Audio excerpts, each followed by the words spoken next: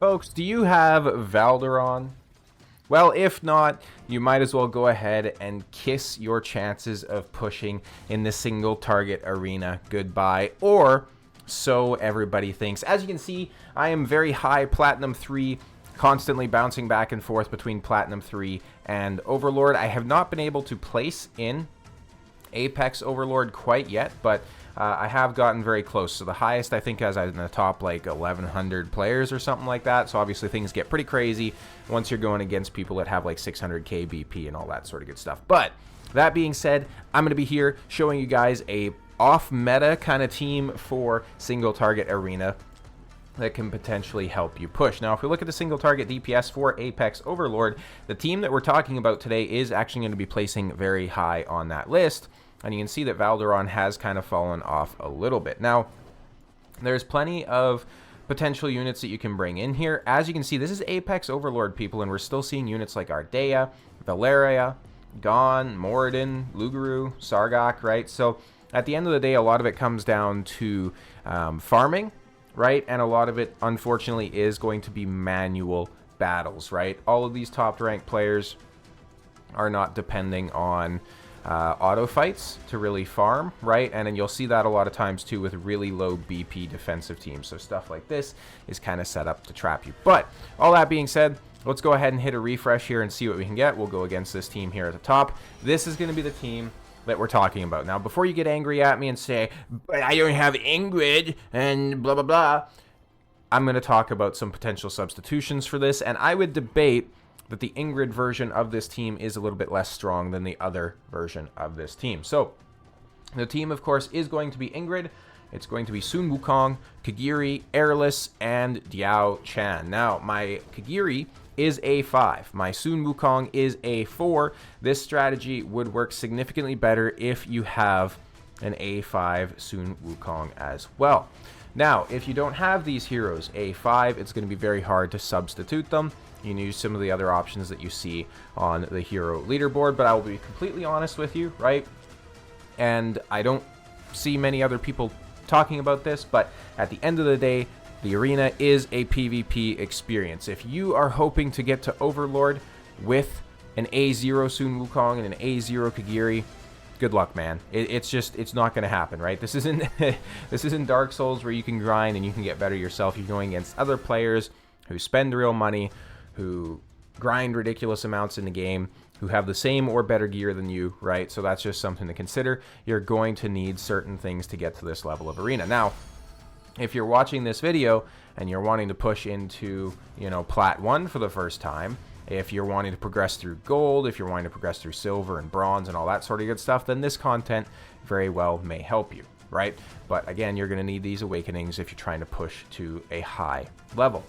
Now, some substitutions you can make here. So this is a Watcher composition. You can use some other Watcher units as well. So first of all, if you don't have Ingrid, I would recommend to replace her with Leia. Leia is a fantastic alternative option if you don't have her. If you don't have either of those, you have Ayn and you have Barut as your Lord options, both of which are not really going to be the best for PvP. So if you don't have either of those, I would say your best bet is trying to find a different team composition that may work a little bit better for you. But we'll go ahead and we'll showcase this team and really just show how it plays. I'll go through and show you the gear real quick as well. So those are the stats on the Sun Wukong. Those are going to be the stats on the Ingrid. She's built pretty well. Stats and build and everything like that on the Kagiri. We then also have the Diao Chan. Those are her stats. And then finally, if I can find her, we're going to have Airless as well, who is all the way down here. So there's the Airless build. She's in Wings of Grace. You know, pretty decent builds all across the board. Let's go ahead and start this. We're going to be going against somebody with 489,000 BP here from Russia. So let's see how this goes. The first thing you do when you spawn in is you're going to want to go ahead and place Sun Wukong in the second slot here. So you wait for your 15 cost. And you wait until you can deploy him. As soon as you can deploy him, you want to go ahead and put him in this position. Now, from here, there's a couple of different ways you can play this. And I don't know if I'm going to win this fight. As simple as that, right? I can't really guarantee it.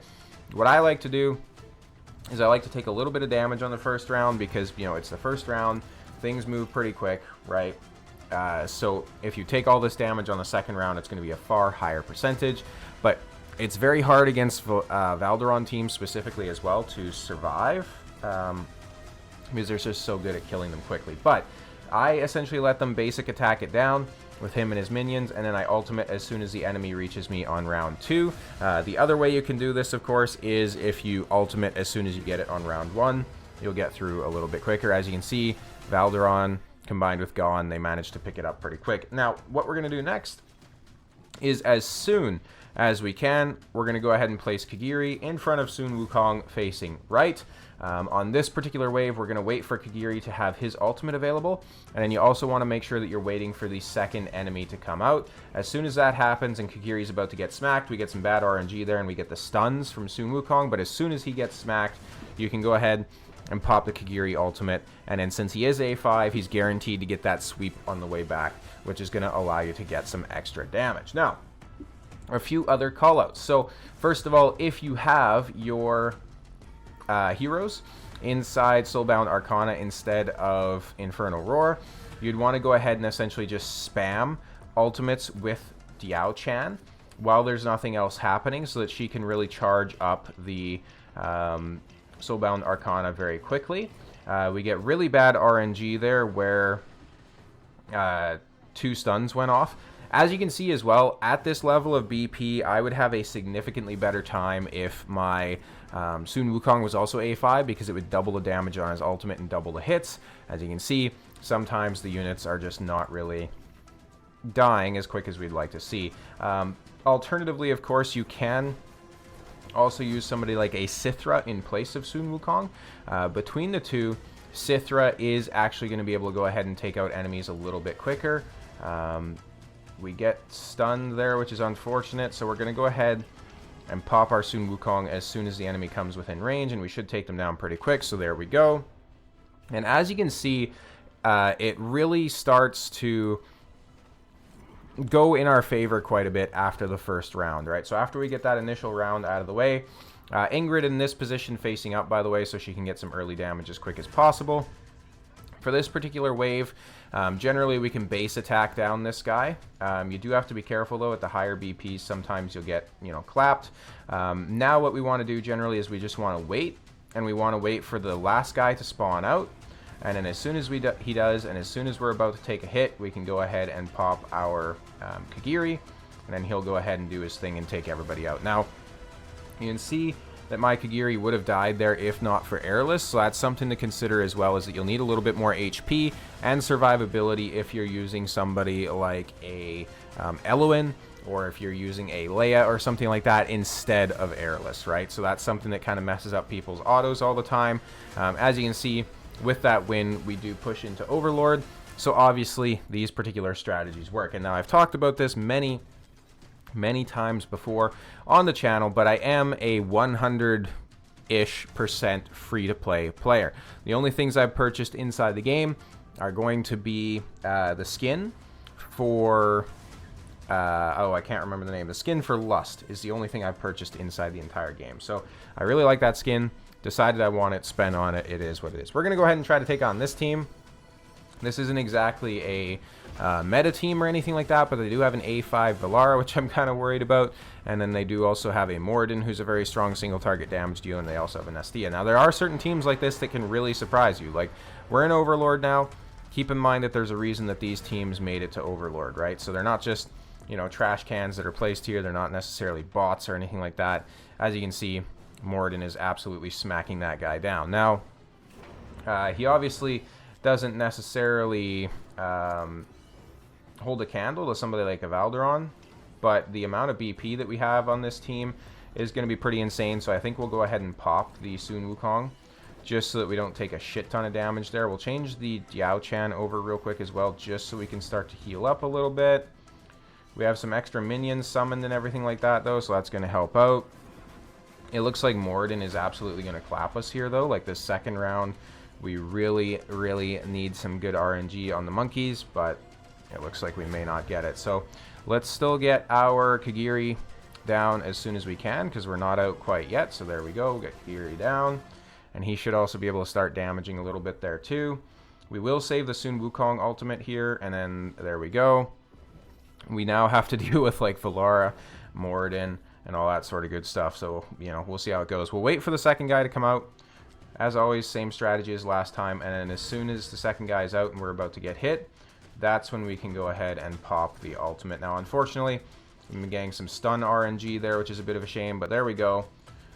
It looks like the BP is going to be an issue, though, as well. But we still do win this round, thankfully. And now we're really just looking to have... Airless brought in as quick as possible so she can start healing everybody up. Diao Chan is an okay healer, but she really just doesn't hold a candle to somebody that's specifically built for it. So, like, you know, obviously like an Airless or something like that. Now, this team, as you can see, they were killing us very early on, but then we kind of quickly started taking over after that, just because they're going to struggle a little bit more to do damage, especially Valara. Valara is a very good damage dealer, but she's not necessarily made for... you know, big single target burst damage. She's more so made for AoE destruction. So obviously her single target multipliers aren't quite as strong. I'm going to go ahead and pop Sun Wukong as soon as they get within range. And again, as you can see, if we had an A5 Sun Wukong there, we would have been able to one-shot them with his ultimate, but I don't have an A5 Sun Wukong, so we only took them down to about a third of HP left. But we're still doing it faster than this particular team. And again, I just want to be very clear for anybody watching this. This is not a min-maxed, or this is not a meta team that's being run by Lovely Cat, right? So that's just something to consider.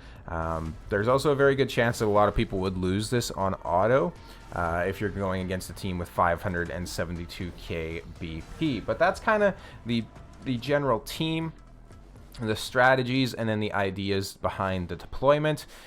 If you have a Leia instead of a Ingrid, well, that's perfectly fine. And like I said, it's debatably better because, as you've seen, we so rarely get to actually deploy the Ingrid that it's kind of crazy, right? So a lot of times, Leia can actually go out first and aid with some rage regen, but then also heals to keep everybody alive as well, which is very strong. And then obviously if you have her inside Wings of Grace or something like that, that's just another unit that can help potentially bolster your damage output. But all that being said, if you've made it this far, go ahead and make sure to like, comment, and subscribe on the video. There's also going to be my Discord link down below, so go ahead and hop in there if you want to share some ideas, if you want to talk smack, if you want to share your teams. Thank you guys all so much for watching. I'll see you next time.